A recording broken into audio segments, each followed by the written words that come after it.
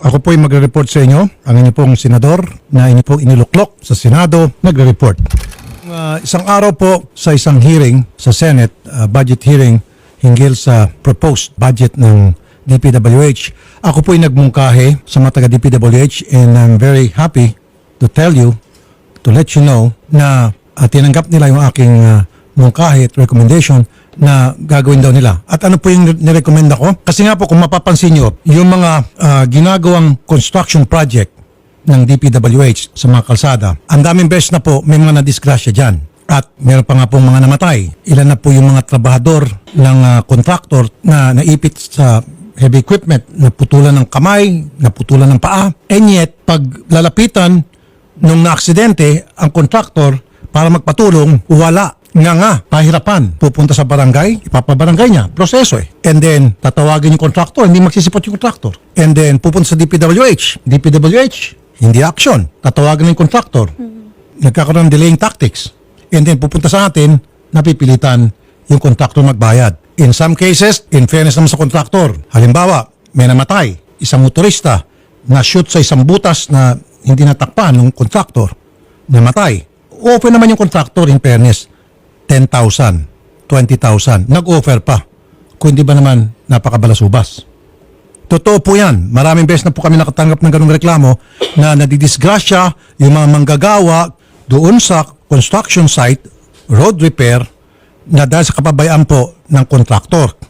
Now, ang akin pong sinuggest, para meron na talagang dapat managot at magbayad, kailangan itong mga contractor obligahin na kumuha po ng liability insurance per project and yung amount, yung claim, hindi dapat bababa sa 1 million pesos. Kasi nga po, ang palaging kawawa dito, yung mga na-aksidente. I think yung pinakamataas na nasingin natin dahil sa ating pagpusigis, 1 million. Pero hindi po yung insurance. Dahil prenesyo natin yung DPWH, prenesyo ng DPWH yung contractor, then yung contractor, walang nagawa kundi sumuka ng pera. Pero bakit kinakailangan ko papilitin? Ba't kinakailangan pa ipatulfo, sabi nga nila? Dapat, nandiyan na yung liability insurance na kapag may nangyari, halimbawa lang, bayaran agad na insurance. Yun, isa yon. So sabi nung DPWH, yes, gagawin po namin yan. So, DPWH, thank you, pero hindi pa tayo tapos. Gusto ko, by next year, inumpisa na yan. Meron ng liability insurance ang bawat isang contractor. Kasi, anong gagawin ko? Pupunta po ako sa mga construction site. Totoo to. O magpapadala ko ng mga tao. Kukunin ko yung pangalan ng mga contractor and then alamin ko kung may liability insurance doon sa site na mismong gumagawa ng road repair. Pag wala, babalikan ko kayo DPWH. Makakatikim kayo sa akin. I'm sorry. Walang personal ang trabaho lamang. Dalawa pong aking sinuggest.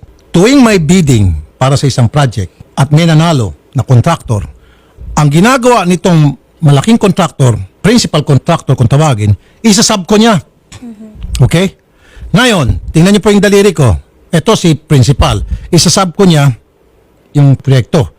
Si subcon, isa-subcon ulit. Totoo to. Itong sinubcon for the third time, magsa-subcon ulit. Hanggang sa umabot po ng 4 na layers ang pagsasubcon-subcon.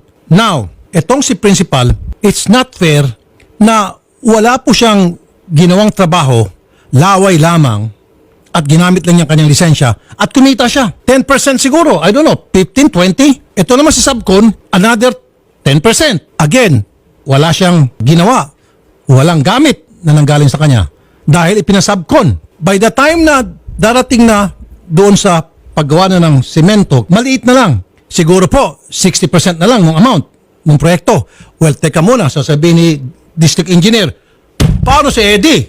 Bawas ulit. So, ang natira, 50% na lang. Now, mapapansin niyo po, karamihan sa mga kalsada, papunta mga probinsya, ang ninipis, substandard, yung mga ginamit na materyales, dahil nga po, doon sa pasapasahan, pinasasubcon, at si subcon, pinasasubcon, at pinasasubcon ni subcon, yung subcon.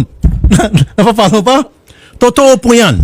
At inamin po sa akin yan, ni Secretary Bunoan ng DPWH. At yan daw po ipag-aaralan nila. Sabi ko hindi. Wala naman pong batas na nagsasabing bawal na ipagbawal yan. Although wala rin batas na nagsasabing bawal gawin. So I told them na I will pass a legislation pertaining to that na ipagbawal.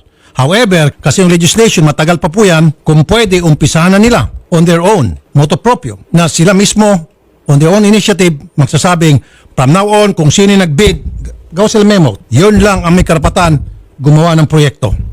Pag hindi ka na makakaulit. Yan po. At nag-agree po yung DPWH. Again, salamat po sa DPWH for agreeing with me. Good yan. Pangatlo, sa EDSA, mapapansin mo, usually Sabado or Linggo. Opo. Nagkakabuhol-buhol po ang traffic. Inaabot po yan ng milya-milya. Minsan from GMA7 up to halos Kamkrame yung traffic. And then makita mo, paglampas mo ng Kamkrame, ayun, may mga naghukay mga taga-DPWH. Nagkakaroon ng bottleneck. Sabi ko, dapat 1 week ahead of the construction repair o road repair, maglagay kayo ng anunsyo doon sa mismong site na gagawa nyo. For 1 week, may tarpaulin o dili kaya yung signage o neon with neon lights Opo. na sinasabing there will be a road repair that will be done in this site in so and so date and hours. Kahit po sa social media, Idol. Hindi pwedeng social media dahil hindi naman lahat nagtiting sa social media. So doon mismo sa site na yon. So it's like advance warning. Nang sa gayon, yung palaging dumadaan doon sa EDSA sa part na yun, magkakaroon ng road repair sa Sabado. Di ba? Sa ganitong araw, ay alis na ako. Hindi ako dadaan dyan. Di nakabawas tayo ng traffic. Again, nag-agree po yung DPWH. And thank you po, DPWH, sa inyong suggestion. Sinabi ng DPWH, meron naman daw anunsyo sa media. Hindi naman po lahat nakikinig po ng news. Hindi naman po lahat nanonood ng social media. Di ba? Depende kung saan yung ilalagay na site. Kung sa RTI siguro, pwede pa. O, di ba? At libre naman. Gusto nyo, DPWH, magpa-advertise kayo sa RTI. Libre yan. Tungkol sa mga road repair nyo, tutulong po ako. Okay? Yan po ay dapat mangyari by January 1, 2023. It must happen. Or else, alam niyo naman po siguro. So help me God. Walang personalan, trabaho lamang.